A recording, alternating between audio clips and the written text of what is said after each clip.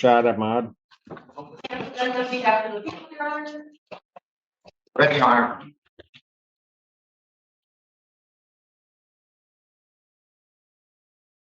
Good afternoon, Your Honor. Hassam Al-Qudsi on behalf of the defendant. Rashad Ahmed. I have a plea form in front of me that indicates that the defendant is going to be pleading guilty to attempted interfering with electronic communications. That's a 1-year misdemeanor. That's a count 3. Upon a successful plea to that charge, counts 1 and 2 would be dismissed. The defendant is also agreeing to pay full restitution, and there's a sentence agreement, although the court, I cannot bind the sentencing judge. In this case, there's an agreement to no upfront jail on the prosecutor and defendants are agreeing to that. That's correct. Yes, Your Honor. May I have him sworn? Raise your right hand. You solemnly swear and affirm the testimony you're about to give be the truth, the whole truth, and nothing but the truth, so help you God. Yes. State your name. Rashad Ahmed. Sir, it is this court's understanding that you are going to be pleading guilty to. Court is in session for Rashad, and the drama starts immediately. The defendant tries to plead guilty to attempted interference with electronic communications, a 1-year misdemeanor. But the judge immediately notices a problem. There's no discovery provided from the public defender. The courtroom explodes in tension as Ahmed tries to explain, claiming he didn't receive any police reports, documents, or even the 911 call recordings. The judge refuses to accept a plea without a proper factual basis, making it clear that the court will not play games. Lawyers scramble.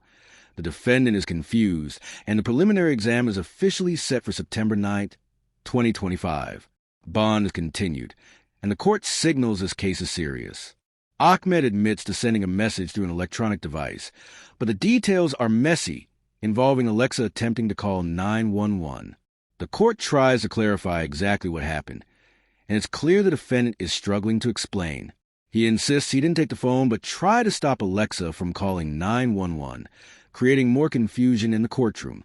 The judge presses for facts, and the defense struggles to provide clarity. The charge of attempted interfering with electronic communications. That is a misdemeanor punishable by up to 1 year incarceration, a $500 fine plus court costs. Do you understand that? Yes, sir. You understand also, sir, that while I'm taking your plea, I would not be your sentencing judge, and you would be sentenced before Judge Washington in the 14B District Court. Yes, sir. All right. Still wish to plead guilty? Sorry? Do you still wish to plead guilty to this charge? Your Honor, may I say something? Just something happened. The victim is here. Just want to let you know. Okay. And may I approach, Your Honor? Yeah. I'm sorry about that. All right, sir, understanding the maximum penalties in this case, do you still wish to plead guilty to this charge? Yes, sir. And to that charge, how do you plead? Yes, sir. How do you plead? Guilty or not guilty? Guilty. And you understand that by pleading guilty, you will not have a trial of any kind. Yes, sir.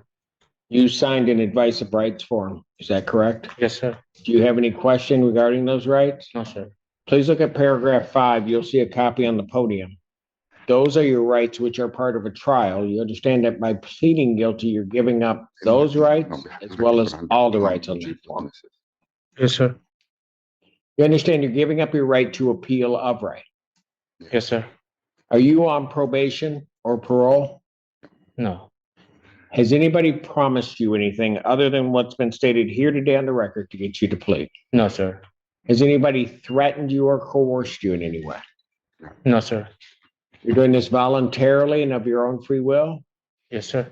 And also because you believe that you're guilty of this offense? Yes, sir. Ahmed attempts to plead guilty again, but the judge makes it crystal clear. No discovery, no plea. He cannot accept it without all proper documentation. The courtroom tension is at an all-time high as the defense explains there were prior attorneys, including the public defender and Ms. Stein, but neither provided the discovery. The judge is firm, saying this will go to a preliminary exam in person, and all documents must be submitted immediately. The defendant faces a reality that he cannot bypass the system, and the courtroom watches as the legal process grinds forward. The judge stresses that without a factual basis, a plea is impossible, and the stakes for the defendant just got higher. Ahmed acknowledges the maximum penalties and confirms he understands he would not have a trial, but the missing discovery prevents anything from moving forward. The preliminary exam is now officially set, ensuring the case proceeds under proper legal standards. July 8th, 2025, at the location of 1480 Parkwood Avenue, Ypsilanti Township, Washtenaw County, State of Michigan. What did you do what did you do that makes you think that you're guilty of the offense of attempted interference? May I form the may. question, Your Honor? I'm sorry. Did you text her? You put a daughter via Zelle and text her? Did you do that? After the court, you mean? No. The judge is asking you, did you text her? Did you text her, send a text message via Zelle? Yeah. Yes, I did. Eh, I don't know how that, It's like it was send money. It's not text. Yeah, I know. Yeah. how does that, I don't know how I get to the charge. That's the only electronic device that he attempted to do. He was texting her, giving her $1 through Zelle so he can text her a message. Sir, I'm just saying, whatever is being said to me doesn't sound like the offense. Mr. Ahmad, on that date, were you with a Kimberly Chavaria? مش فاهم. He doesn't understand. Like, Who is no, this Kimberly? I want to he's saying. He doesn't understand. ما نكسبها بالاسم Kimberly? Yeah, هي اسمها. Yeah. She's asking you, you were with her on Yeah. that date? Yeah. Okay. Okay. And on that date, did she try to contact 911? Yeah. And did you take the phone from her? No, I didn't take the phone because she didn't try with the phone. She did try with a Details of the incident unfold in court, and it's unusual. Ahmed explains that on July 8th, 2025, at 1480 Parkwood Avenue, he attempted to interfere with electronic communications by sending $1 via text to someone, while Alexa allegedly attempted to call 911. He insists he didn't physically take any phones. The courtroom is tense as the judge, defense, and prosecution struggle to make sense of the sequence of events. It becomes clear that without proper discovery, there is no factual basis to accept a guilty plea. Ahmed's story is confusing, and the judge presses for clarity. The courtroom witnesses a frustration, and the stakes rise. Defense counsel tries to explain that discovery was not received from prior attorneys, but the judge remains adamant. This case will not be rushed, and procedural rules must be followed. They start talking like, Did you take her phone from her at some point? no. All right, well, I can't accept the plea. I don't have a factual basis. Your Honor, so we do a preliminary exam? Your Honor, right, Okay, asking. there will be a preliminary exam set. I will assume that all discovery is complete. Oh, no, there was no. I will assume. Your Honor, there was Trial no can't discovery. accept the plea. Pardon? There was no discovery. We didn't get any documents, police report and anything. Because at that time, we thought that we have Well, why am I taking a plea if there's no, this doesn't even make any sense. What? Your Honor, in my file, discovery is tendered. You've sent over the media as well as the 911 call has been uploaded. I never received it, Your Honor, 100%. Was it sent to him? He's been the only attorney on the case, so. There was another attorney before me, Your Honor. It was a public defender. Did you get the discovery from the public defender? No, Your Honor. Why not? Because I mean, at that oh, time, we have a deal that For the client Pete's will. sakes.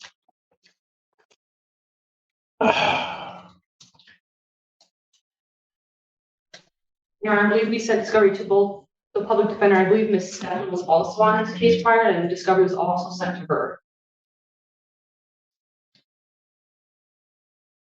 And you're saying from neither prior attorney did you get discovery? No, Your Honor. Can you send it to him now? Because I'm setting this for exam. I'm not playing around with this anymore. Send a discovery to them. This will be set for preliminary examination in person, September 9th, 2025, 9 a.m. That's before me. We're gonna quit playing games. Bond can. The judge sets the preliminary examination for September 9th, 2025, signaling that shortcuts won't be tolerated. The defendant must now face the full legal process. Bond is continued, and the courtroom tension remains high. The judge orders that all discovery be sent immediately, making it clear that the case will proceed properly. Ahmed realizes pleading guilty without evidence is impossible, and the courtroom braces for the upcoming preliminary exam. The procedural drama highlights the importance of discovery, factual basis, and proper legal representation. Every detail of electronic interference, text messages, and attempt to control Alexa is scrutinized, making this a chaotic and tense courtroom moment. The stakes are high, and the courtroom watches every move as the defendant